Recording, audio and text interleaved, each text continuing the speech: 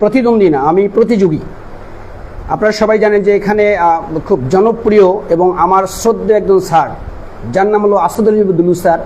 আমি ডিরেক্টলি তার স্টুডেন্ট এবং আমি বিশ্বাস করি যে স্যার সবচেয়ে বেশি সহযোগিতা আমাকে করছেন এবং করবেন।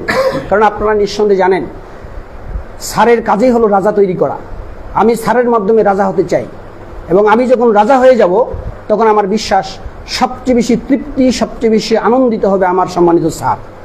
আমার আত্মবিশ্বাস, আমি স্যারকে বলেছিলাম যে স্যার আপনার অসমাপ্ত সকল কাজ আমি শেষ করবো ইনশাআল্লাহ।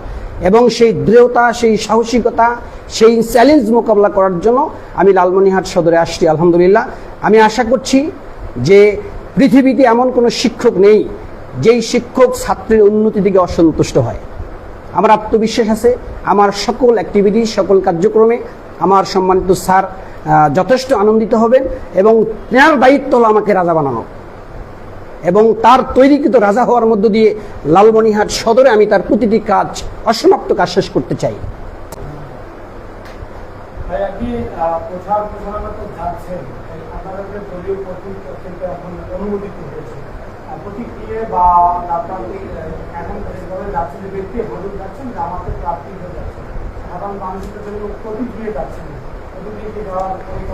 আমরা ইতিমধ্যে কেন্দ্রীয় সংগঠনের, আপনারা জানেন যে 4 তারিখে আমাদের আমির জামাত বিভাগীয় সমাবেশের আয়োজন করছি আমরা রংপুরের জেলা স্কুল মাঠে। আমরা সেখান থেকে একটা নতুন আইডিয়া আসবে এবং জাতির উদ্দেশ্যে একটা নতুন করে ভাষণ উপস্থাপন করবে এবং তার পরবর্তীতে আমরা প্রতিটি মানুষের কাছে শুধুমাত্র আমাদের প্রতীক নিয়ে নয়, আমাদের আরও অনেক বেশি আগ্রহ, উদ্দীপনা এবং আরও অনেক বেশি গুরুত্বপূর্ণ ভূমিকা নিয়ে আমি প্রতিটি মানুষের কাছে যাব ইনশাআল্লাহ। জি মহোদয়, আমরা জানতে পেরেছি যে আপনি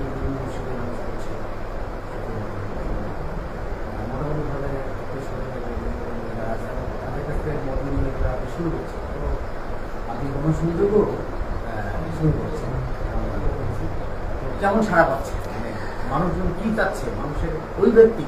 আলহামদুলিল্লাহ, আমরা আপনাকে বলছি দীর্ঘদিন পরে একটা জমজমাট নির্বাচন হবে আমরা আশা করছি।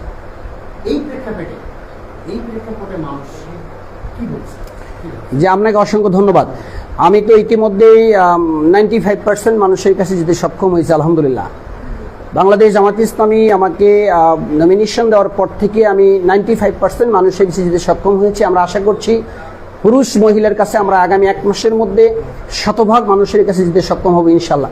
তবে মানুষের মধ্যে একটা আগ্রহ, উদ্দীপনা এবং মানুষ একটি পরিবর্তন চায়।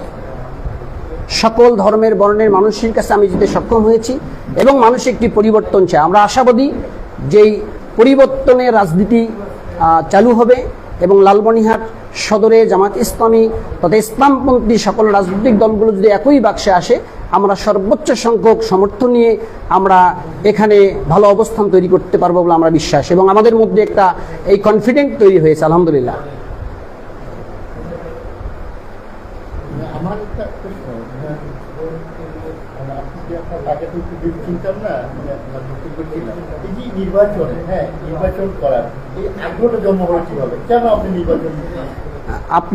আপনাকে একটি ক্লিয়ার কনসেপ্ট দেই।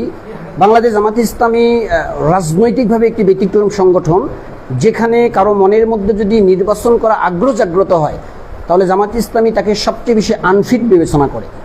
এটা ক্লিয়ার কনসেপ্ট সাংবাদিকদের মাধ্যমে জাতিকে আমি বলছি যে জামাতে ইসলামী আবিষ্কার করেছেন যে এখানে আমার মাধ্যমে হয়তোবা এখানে আল্লাহর দিনের কিছু কাজ করা সম্ভব হবে।